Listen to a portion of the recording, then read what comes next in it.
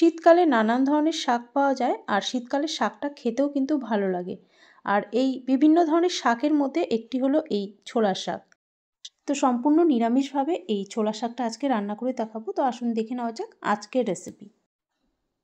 এখানে 250 গ্রাম ছোলার শাক নিয়েছি। শাকটাকে প্রথমে বেছে নিতে হবে। শাকের কচি যে ডগাটা আছে পাতা সমেতই নিচ্ছি, আর শক্ত যে ডগাটা আছে সেটা ফেলে দেব। সেটা কিন্তু একদমই ফেলে দিতে হবে, নয়তো খেতে ভালো লাগবে না, শাকটা একদম ঘাস ঘাস মনে হবে। এইভাবে বেছে নিচ্ছি শাকটাকে। দেখুন একদম কচি ডগাটা নিচ্ছি পাতা সমেত।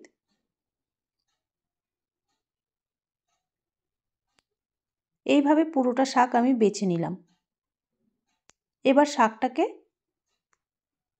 কেটে নেব সরু সরু করে। অল্প অল্প করে নিয়ে ছুরি দিয়ে কেটে নিচ্ছি, আপনারা চাইলে বটি দিয়েও কেটে নিতে পারেন। যতটা সম্ভব হয় একটু সরু সরু করেই কেটে নিচ্ছি।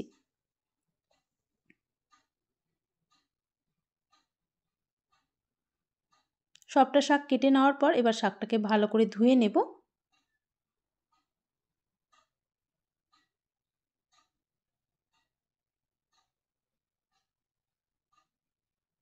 শাকটাকে ভালো করে ধুয়ে নিয়েছি।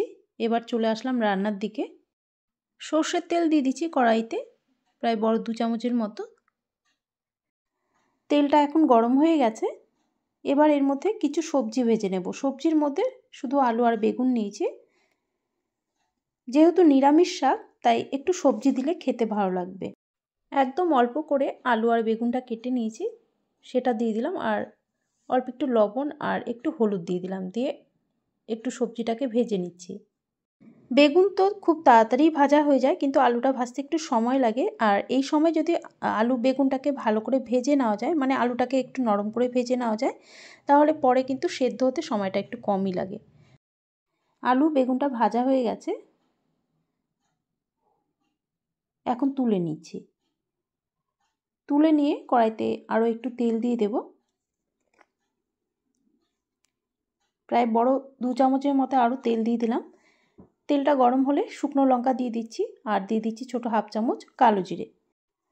ফোড়ন দিয়ে এবার একটু ভেজে নিয়ে তারপর দিয়ে দেবো এর মধ্যে ভিজিয়ে রাখা কাঁচা ছোলা। আগের দিন রাতেই অল্প ছোলা ভিজিয়ে রেখে দিয়েছিলাম, তো সেদ্ধ আর করলাম না, আমি ডিরেক্টই এই ভেজানো ছোলাটা দিয়ে দিলাম। দিয়ে 2 মিনিট একটু ভেজে নিচ্ছি ছোলাটাকে। আর শাকের থেকে যে জলটা ছাড়বে আর পরে কিছুটা জলও দেওয়া হবে, তাতে কিন্তু এই ছোলা ভালো মতো সেদ্ধ হয়ে যাবে, তাই আলাদা করে আর সেদ্ধ করলাম না। 2 মিনিট ছোলাটাকে একটু ভেজে নিয়ে তারপর শাকটা দিয়ে দেব। শাকটা দিয়ে দিচ্ছি।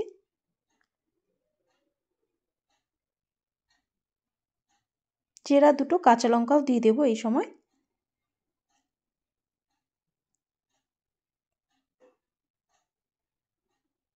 দিয়ে দিচ্ছি ছোটো 1/2 চামচের মতো হলুদ, আর স্বাদ অনুযায়ী লবণ। শাকের সাথে লবণ হলুদ ভালো করে মিশিয়ে নিয়ে এবার ঢাকা দিয়ে শাকটাকে কিছুক্ষণ রান্না করে নিতে হবে। শাক থেকে কিছুটা জল ছাড়বে, তাতে কিন্তু শাকটা সেদ্ধ হবে না ভালো মতো, তাই আলাদা করে একটু এই সময় জল দিয়ে দিতে হবে।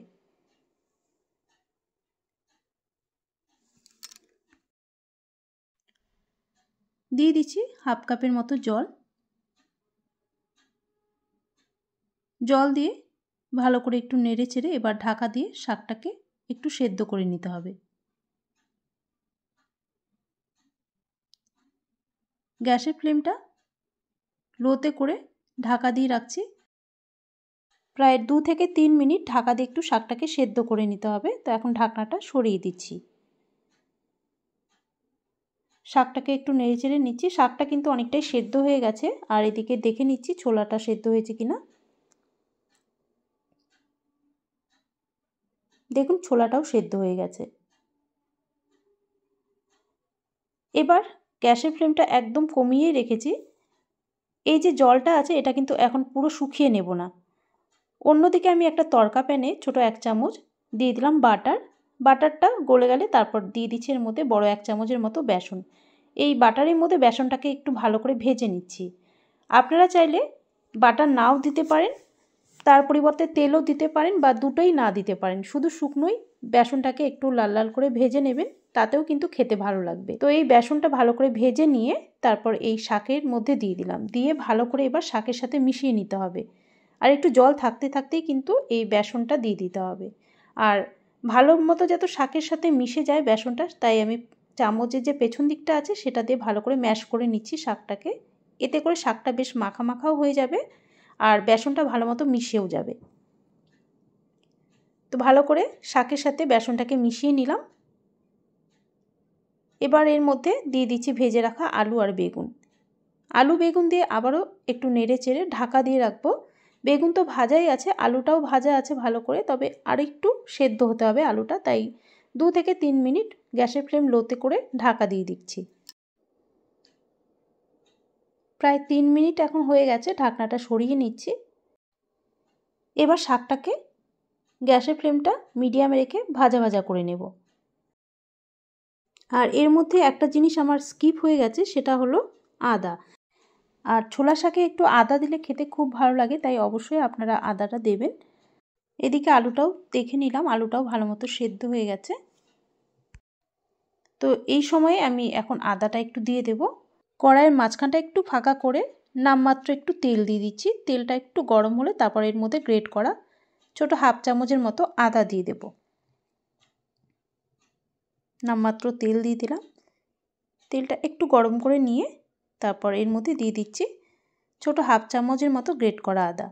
যখন কালো জিরে আর শুকনো লঙ্কাটা ভাজা হবে সেই সময় আপনারা আদাটা দিয়ে দিতে পারেন।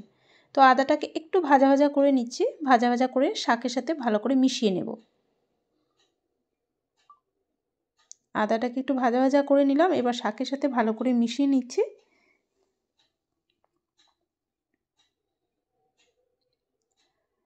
আর এর মধ্যে দিয়ে দেবো এবার সামান্য চিনি, ছোট হাফ চামচ চিনি দিয়ে দিচ্ছি।